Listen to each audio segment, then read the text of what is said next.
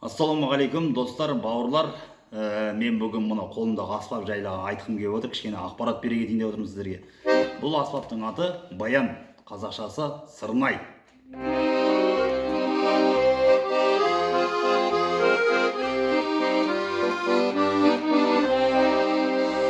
Мінекей, мына жағы клавиш, мына жағы аккордта ойналады.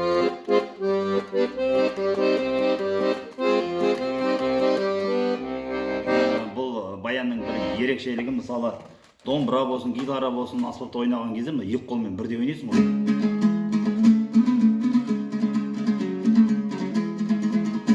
Деп, мысалы, мына қолмен ойнамасаң, мына бір қолмен бұл аспаптың дауысы шықпайды. Бір қолмен никак ойнай алмайсың да бұл аспапты. А баянда бұны екі қолмен ойнайсың.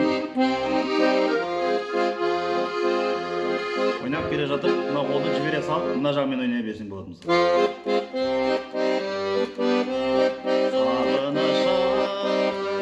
Сағыныша, сенде бір арман, сенде бір арман.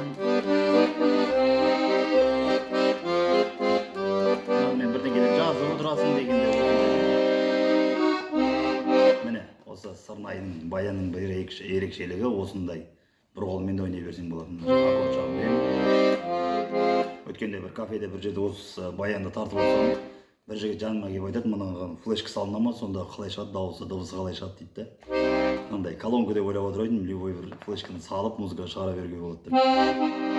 Сондай қызықты жағдайлар болған. Мінекей, баян туралы біле жүріңіздер. Сырнай аспабы осындай.